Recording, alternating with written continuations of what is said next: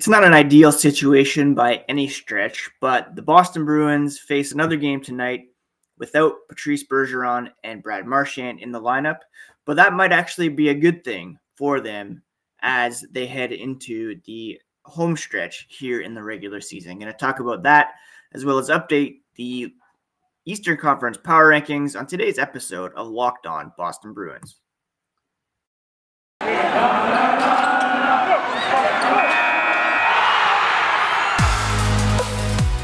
You're Locked On Bruins, your daily podcast on the Boston Bruins. Part of the Locked On Podcast Network, your team every day.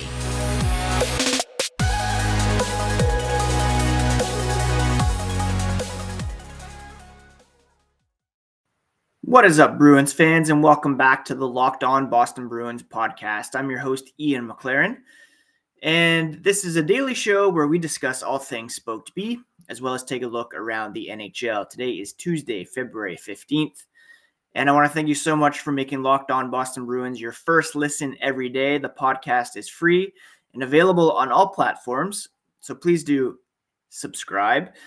Each new episode will be automatically added to your feed for you to download, listen, and enjoy. We're also available on YouTube, so you can catch the podcast in video form and find out what Bruins toque I'm rocking on a daily basis. Again, my name is Ian McLaren, lifelong Bruins fan. Been covering this team for various outlets for 17 years.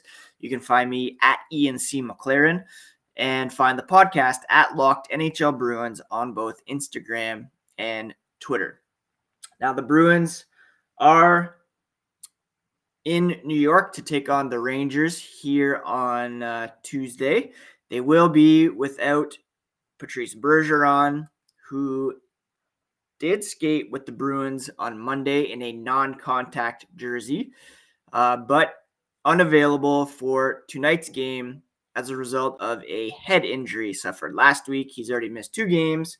He could meet up with the team later this week as they will next take on the Islanders and then the Senators. Brad Marchand remains out in the midst of a suspension, 6 games. It's reported that he will meet with the NHL on Wednesday to appeal that suspension. Huge losses, to be sure, huge holes in the lineup, but I do think it provides an opportunity for some other Bruins to rise to the challenge and gain some confidence moving forward so that when Marchand and Bergeron do return, some guys are playing at a higher level than they would have been if they were relying on the team's stars to do all the heavy lifting. Charlie Coyle, in particular, is one of those guys who needs to step up. He played on a new-look line on Saturday with Trent Frederick and Craig Smith, the 11, 12, 13 line, if you will. And Coyle said that line seemed to click right away. They just kind of gelled. They scored on the opening shift, and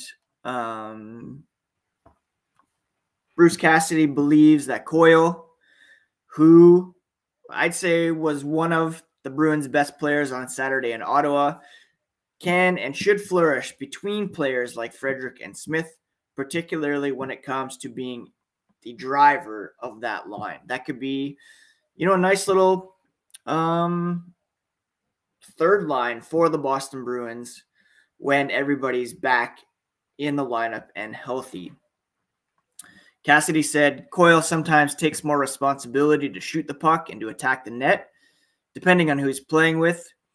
They've basically encouraged him, never mind who's on your right, who's on your left, just play the game and pull them along and they'll get there. And sometimes maybe what happens is he defers. That's his personality a little bit. Nobody was happy with the way anybody played last week against Carolina.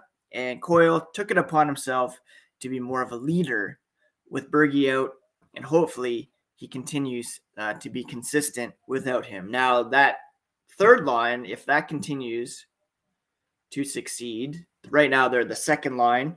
with Bergeron out, etc. The big question is, what happens with Nick Foligno? Where does he play? If you have DeBrusk playing, on the second line. Right now, DeBrusk is playing with Stanika and Foligno on the third line. But when Bergeron comes back, when Marchand comes back, where do these guys all fit in? Who comes out of the lineup? Is it Bleed? Is it Foligno? Is it Frederick? There's going to be some tough decisions to be made. Now, Jake DeBrusk's trade request lingers over this team. I believe I saw this morning via Bruins stats on Twitter that he's scored 4 goals, averaging 2.3 shots per game since his trade request. I think that's a situation that needs to be rectified sooner than later so that the Bruins can solidify their lineup heading into the postseason and really nail down, you want guys who want to be Boston Bruins. Haula, Nosek, Foligno, they all signed in the offseason. They want to be here. DeBrusk does not. So will they trade him for help on defense? That might be ideal. Trade him for help down the middle. Who knows? But again, for tonight, at least, perhaps even into Thursday's game against the Islanders, Saturday against Ottawa, Coyle kind of set the example in terms of stepping up, providing some leadership, and it really opens things up for other guys to do the same. Will it be Taylor Hall tonight? Will it be Pasternak? Will it be Haula? Craig Smith, who's had a bit of a rough season, only 6 goals and 8 assists through 39 games. I talked yesterday about how effective Bleed, Nosek, and Lazar have been. And again, that's just a prime example of guys knowing that there are holes at the top of the lineup and working within their means to provide extra effort all up and down the lineup for the Bruins to be able to succeed. And the Rangers won't be, as, I don't want to say easy, but won't be, they'll provide a much more of a challenge than the Ottawa Senators did the other night. The Rangers are one of the top teams in the Eastern Conference. They have a potential Vezina Trophy candidate winner in Igor Shesterkin. Right now in the East, and we'll update the Eastern Conference power rankings here in a moment, the Rangers 5 points behind the conference leading Florida Panthers for first in the East. So, yeah, the Bruins really need to put in a strong effort here tonight against the Rangers, and they'll need some guys to step up as Coyle did in Ottawa. One positive, Matt Grzelcyk will probably be back in the lineup against the Rangers. He missed Saturday's game in Ottawa with an injury. Urho Vakanainen, who's missed the last 3 games, also practiced. He's back in the mix, but won't suit up Tuesday night, but he could be back Thursday, perhaps even Saturday. So it looks like, it'll be Grzelcyk, McAvoy, Riley, Carlo, Forbort, Clifton on defense. I would prefer to see Forbort, Ashawn myself, but perhaps Ashawn is still feeling the effects of that hit, suspension-worthy hit from Austin Watson on Saturday. Jeremy Swayman, coming off the shutout win over the Senators, he'll get his second straight start. And let's take a look at the Eastern Conference power rankings heading into this game. But first, a quick word about Primal Origin Oils. If you or someone you care about has a beard and needs to get Primal, maybe you're the person who's never considered the benefits of treating your beard with a product, well, Primal Origin Oils will stop the itch and make your beard look healthy and groomed. The products are free from harmful synthetic ingredients. low impact on the planet. Primal Origin Oils makes bombs. Oils, of course, whipped butter that are renowned as the best feel in beard products available. They're fair trade certified, handcrafted in the USA. And, we know that every company claims to have the best, but Primal Origin Oils challenges you to compare their ingredients and the feel in beard to other products you've used. We promise you'll see and feel the difference. Remember to use Locked On to get 20% off at primaloriginoils.com. That's promo code Locked On at checkout for 20% off. I want to thank you so much again for making Locked On Boston Bruins your first listen every day. Make sure to check out Olympic Hockey Daily, presented by Locked On NHL. It's a bonus podcast covering all the action in Beijing, and you can find it on the Locked On NHL podcast feed, free and available wherever you get your podcasts. Now, talked a little bit in recent weeks about how the Boston Bruins are somewhat comfortably in a playoff spot at the moment. They are, I believe, 4 points. They're 7 points up on the Detroit Red Wings for the final wildcard spot in the Eastern Conference, and they have 4 games in hand on those same Red Wings.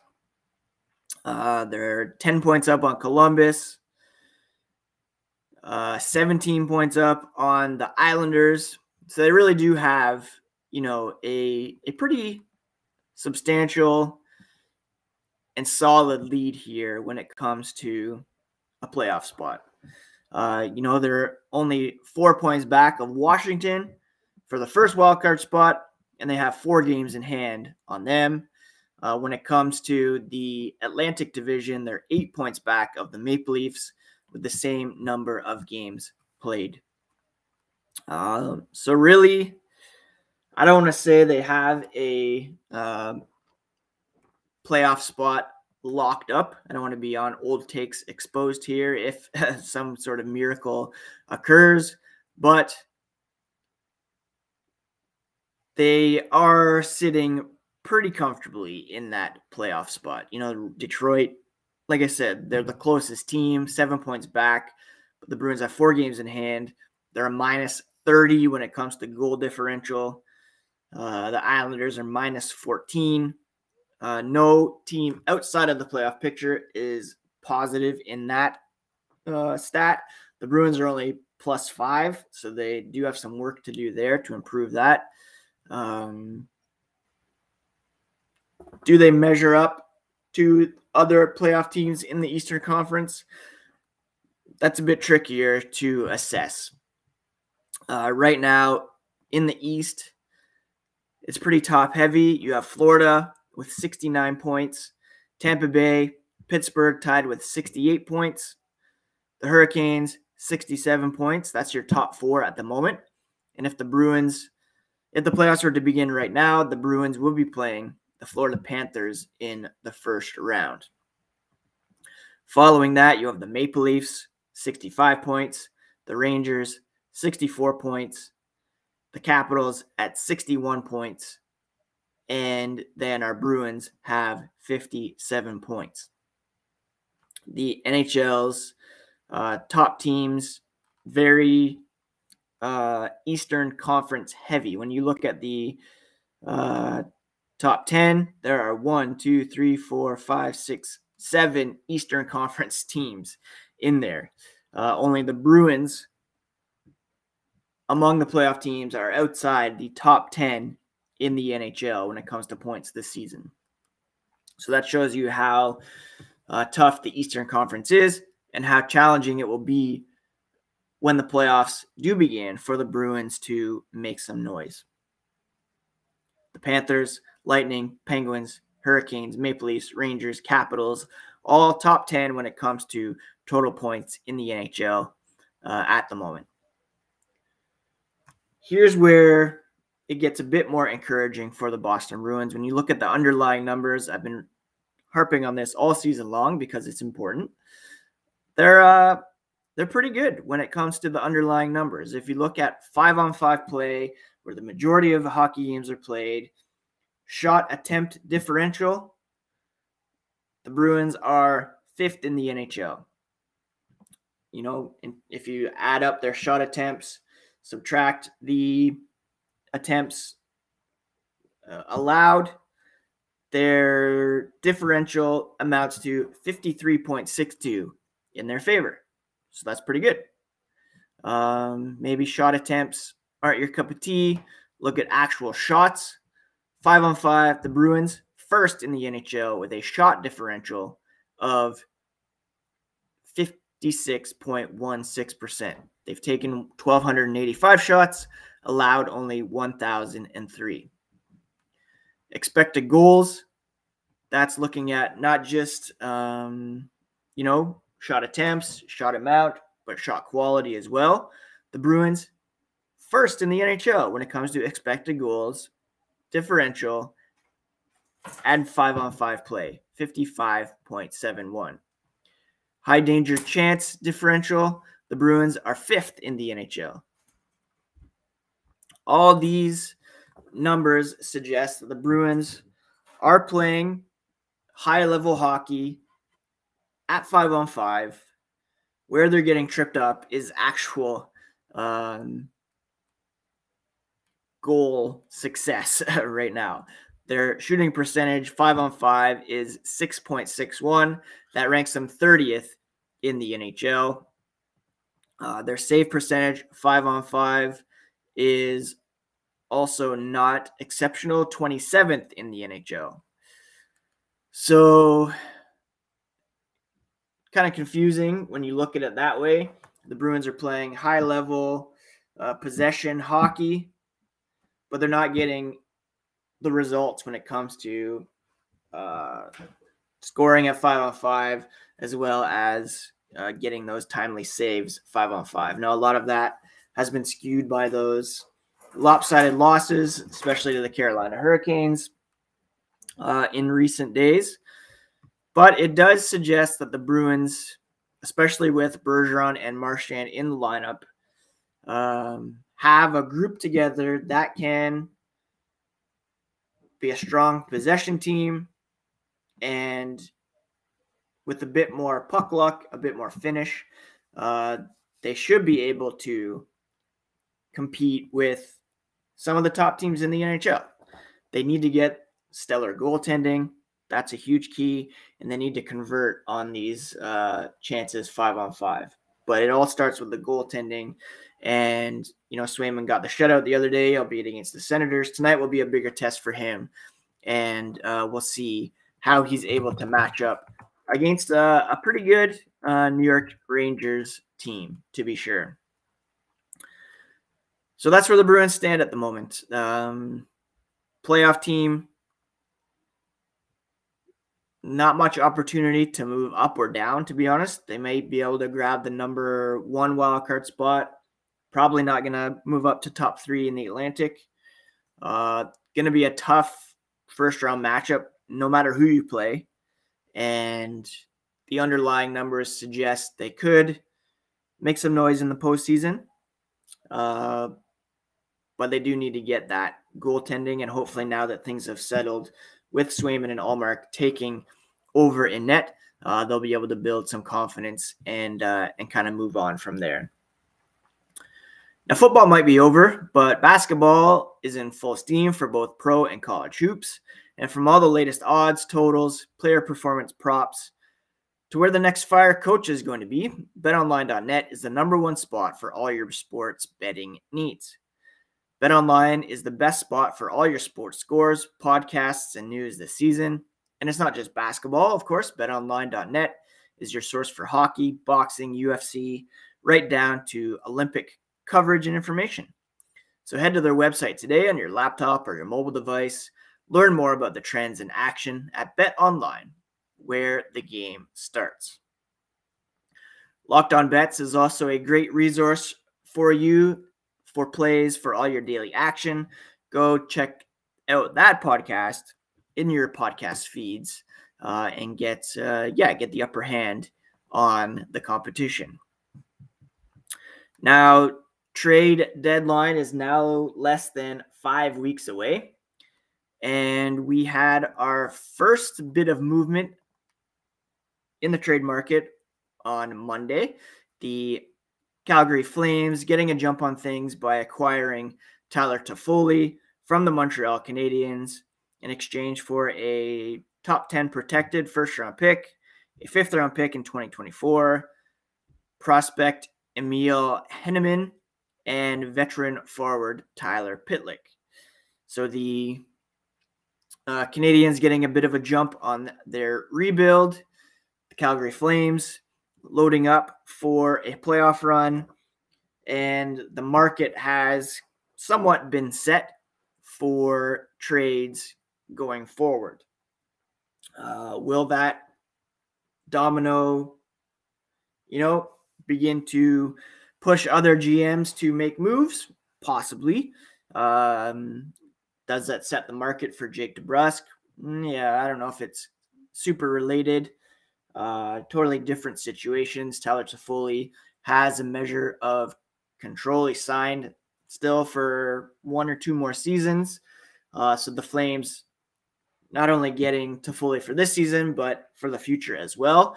And that, could be big for them if Johnny Gaudreau were to leave in free agency this offseason. Again,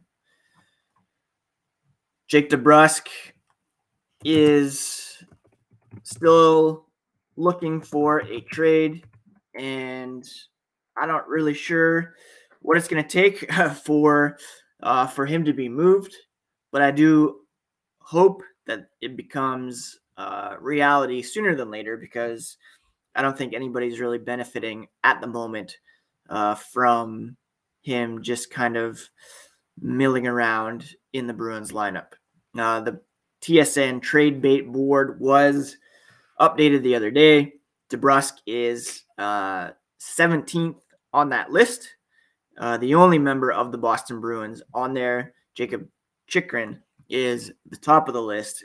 And, he would be obviously a great get for the Boston Bruins, but I don't know if it's a situation that might be too expensive for the Bruins to pull that off. The other bit of big news, Jack Eichel will make his long-awaited debut for Vegas when they face Colorado tomorrow night. Mark Stone was placed on long-term injured reserve to clear the space for Eichel. Kind of a Tampa Bay Lightning type move there. We'll see if he comes back before the deadline or before the playoffs. They'll have to clear some more space in order to make that possible. Anyways, I think that's it for today's episode of Locked On Boston Bruins. I hope you're all having a great week. Again, follow Locked NHL Bruins on Instagram and Twitter for all the latest when it comes to breaking news for the Boston Bruins. If anything does happen on the trade front, I'll be sure to post an extra video or a bonus podcast if it's a huge trade. And we'll be back tomorrow to recap the game tonight against the New York Rangers. If you have any mailbag questions, please send those in to @ENC_McLaren or @LockedNHL Bruins. And happy Tuesday, friends. We'll talk to you again tomorrow here on the Locked On Boston Bruins podcast, part of the Locked On Podcast Network, your favorite team every single day.